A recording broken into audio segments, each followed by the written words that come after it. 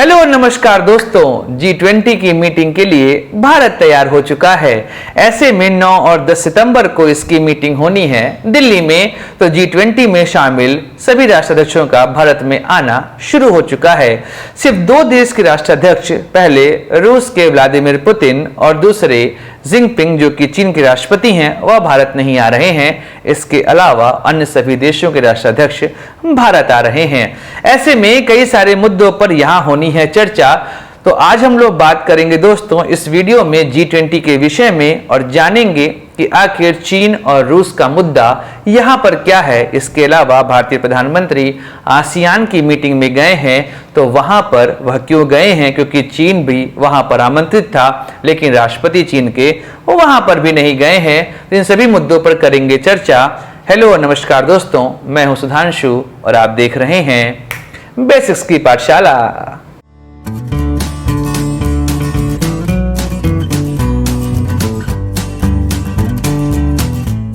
बात करते हैं G20 की। देखिए G20 से पहले एक जो ग्रुप बड़ा फेमस था, जिसका एकाधिकार पूरे विश्व में था, वह था G7। G7 विकसित देशों का एक ग्रुप है। बाद में इसे G8 बनाया गया, लेकिन जिस समय रूस ने हमला किया यूक्रेन की क्रीमिया पर और उसको अपने अधिकार में ले लिया, वहां से G7 जो बीच में G8 हुआ था, वह फिर से G7 हो गया। लेकिन 1999 में यह सोचा गया कि विकसित और विकासशील देश अगर एक साथ मिल जाएं तो एक नया गठबंधन यहां पर तैयार होगा, जिससे विश्व की इकोनॉमी को हम सही तरीके से ट्रैक कर पाएंगे। इसको लेकर एक कमेटी बनी और उस कमेटी के द्वारा G20 का गठन किया गया। G20 बना और G20 में विश्व के विकसित और विकासशील देशों का समूह बनाया गया। यह विश्व की अर्थव्यवस्था, विश्व की जनसंख्या और विश्व के ट्रेड पर अच्छा खासा नियंत्रण स्थापित करता है। लेकिन इसकी मीटिंग नहीं हो रही थी। जी हां, इसके राष्ट्राध्यक्ष अभी भी नहीं मिल रहे थे। लेकिन 2008 में मंदी का नया दौर शुरू होता है, क्योंकि G20 की स्थापना बेसिकली हुई थी आर्थिक मंच के रूप में।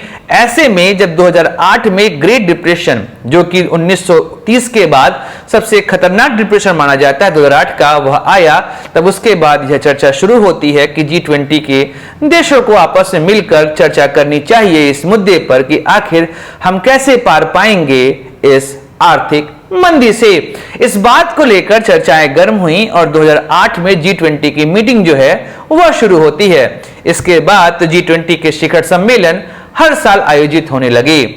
देखिए G20 में 2 ट्रैक होते हैं, जिसे कहते हैं वित्त ट्रैक और शेरपा ट्रैक।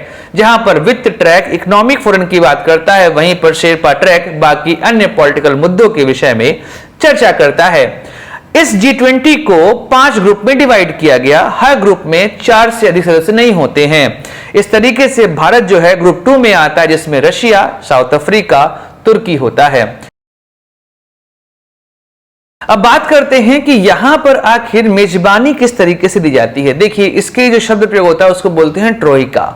ट्रोइका क्या होता है? उसमें एक आप ट्रायंगल जैसा मान लीजिए, जिसमें एक था, एक वर्तमान में है और एक जो होगा। इस तरीके से देशों का चुनाव किया जाता है। जो था है वो यह बताएगा कि हमने पिछले साल क्या किया था, जो है वह निर्धारित करेगा कि इस साल हमें क्या करना है, और जो होगा वह उसको बताया जाएगा कि आने वाले समय में किस तरीके से G20 की मीटिंग को आपको आगे लेके चलना है।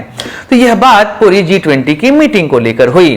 इस साल भारत इसकी मेजबानी कर रहा है, तो कई सारे मुद्दों पर यहां पर चर्चा होगी।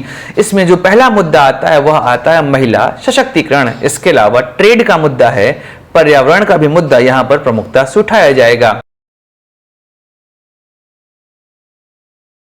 अब रूस के राष्ट्रपति भारत नहीं आ रहे हैं। इसके अतिरिक्त वो अभी ब्रिक्स समिट में भी नहीं गए थे। इसके पीछे का एक कारण है क्योंकि आईसीसी ने उनके ऊपर डिक्लेयर कर दिया है वारंट, और अगर वो किसी भी ऐसे देश में जाएंगे जो कि आईसीसी के अंदर आता है, तो वहां उन्हें गिरफ्तार किया सकता है। देखिए जब ब्रिक्स समिट होने वाली थी जोहान्सबर्ग में, तो साउथ अफ्रीका सदस्य है आईसीसी का। ऐसे में व्लादिमीर पुतिन वहां नहीं गए, क्योंकि अगर वह वहां जाते तो उन्हें गिरफ्तार किया जा सकता था। लेकिन भारत इसमें शामिल नहीं है। फिर पुतिन यहां क्यों नहीं आ रहे हैं? देखिए यूक्रेन के मुद्दे को लेकर जो पश्चिमी जगत है वह पूरे तरीके से रूस पर आरोप लगा रहा है। और भारत यहां पर तटस्थ है, ना वो यूक्रेन के साइड है ना वो रशिया के साइड है, लेकिन भारत का इंक्लाइनेशन रशिया के साइड दिखाई दे जाता है। देखिए, एस जयशंकर ने साफ कहा था कि पश्चिमी जगत यह ना सोचे कि उसकी समस्या हमारी समस्या है, क्योंकि जब हम अपनी समस्या उनके पास लेके गए थे तो उन्होंने हमारी मदद करने से इनकार कर दिया था। तो ऐसे में हम भी पश्चिमी जगत के साथ नहीं बोलने वाले, हमारे अपने हित हैं और उन हितों के आधार पर ही हम यहाँ पर काम करेंगे। देखिए, अब व्लादिमीर पुतिन भारत नहीं आ रहे हैं, इसके पीछे का मेन कारण यही है कि जो यूक्रेन का मुद्दा है वह यहां पर प्रमुखता से उठाया जाएगा। देखिए, कनाडा के राष्ट्रपति ट्रूडो ने साफ कह दिया है कि भाई यूक्रेन के लिए रशिया पूरे तरीके से जिम्मेदार है, और जब भारत ने यूक्रेन को अतिथि के रूप में नहीं बुलाया तो इसकी भी आलोचना कनाडा ने खुलकर करी थी। लेकिन कनाडा के राष्ट्रपति का यह कहना है कि हम यहां पर यूक्रेन के मुद्दे को उठाएंगे, तो ऐसे में अगर पुतिन यहां आते तो वह एक तरीके से अलग थलग पड़ जाते।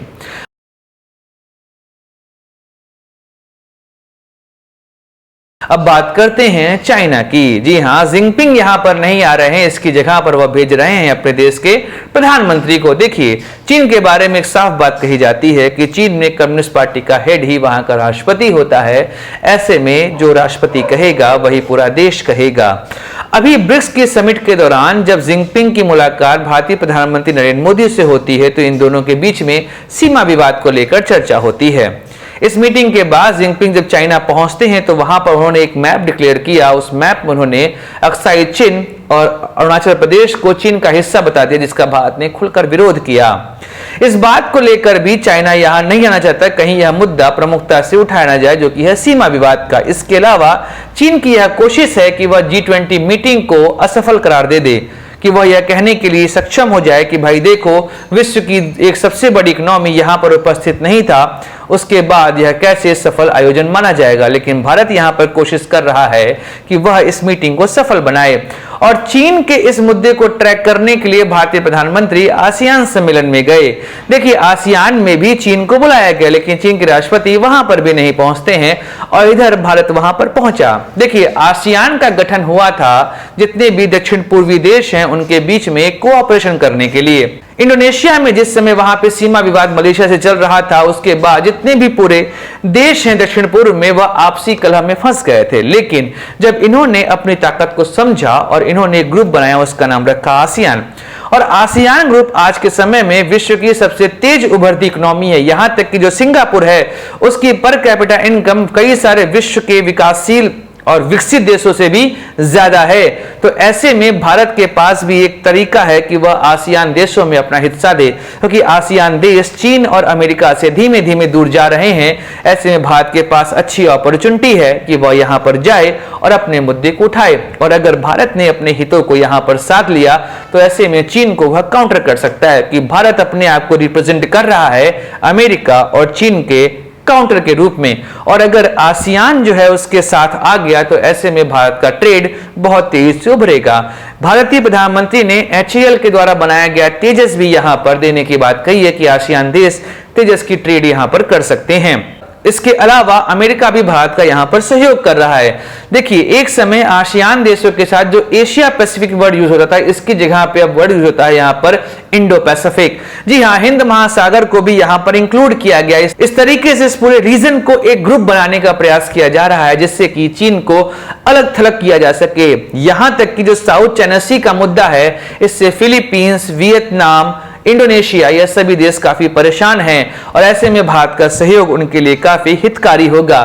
साथ ही भारत ने जो क्वाड ग्रुप बनाया है, जिसमें कि जापान, भारत, ऑस्ट्रेलिया और USA है, तो ऐसे में भी चीन की पावर को यहां पर काउंटर किया जा रहा है। तो इस तरीके से भारतीय प्रधानमंत्री चीन को हर तरफ से घेरने का प्रयास कर रहे हैं। चीन के ना आने का एक और कारण है वहां की आर्थिक मंदी। जी हां, जिस तरीके से चीन की अर्थव्यवस्था इस समय गिर रही है, उसके पीछे वहां के रियल एस्टेट का बिजनेस है। जी हां, कोविड के बाद से ही चीन की रियल एस्टेट की बिजनेस की हालत बहुत खराब है और ऐसे में वहां की इकोनॉमी बहुत तेजी से गिर रही है। और ऐसे में चीन के राष्ट्रपति को पता है कि अगर आर्थिक हालात वहां पे नहीं सुधरे तो चीन की पावर पूरे विश्व में कम होती जाएगी और भारत चीन का स्थान कब ले लेगा उसे पता भी नहीं चलेगा। तो इस तरीके से चीन भारत में G20 के आयोजन को असफल कराने के लिए वह कोशिश कर रहा है कि वह यहां पर अपने राष्ट्राध्यक्ष को न भेजे। तो देखिए ये सारी बातें यहां पर चल रही है, लेकिन G20 की समिट भारत में होने वाली है। ऋषि सुनक, बाइडेन, फ्रांस के राष्ट्रपति मैक्रों, सऊदी अरेबिया के क्राउन प्रिंस, नाइजीरिया, ये सभी देश के राष्ट्राध्यक्ष यहां पर आ रहे हैं और चर्चा काफी हितकारी होने वाली है और भारत को इससे काफी फायदा होगा और भारत हो सकता है आने वाले समय में किसी बड़े ऑर्गेनाइजेशन को यहां पर बुला सके और उस आयोजन को यहां पर करवा सके। तो ऐसे में दोस्तों बात करें हैं आज हम लोग G20 समिट के विषय में। इजाजत दीजिए अपने दोस्त सुधांशु को, लाइक करिए, सब्सक्राइब करिए इस चैनल को। मिलेंगे अगले वीडियो में। जय हिंद, वंदे मातरम, भारत माता की जय।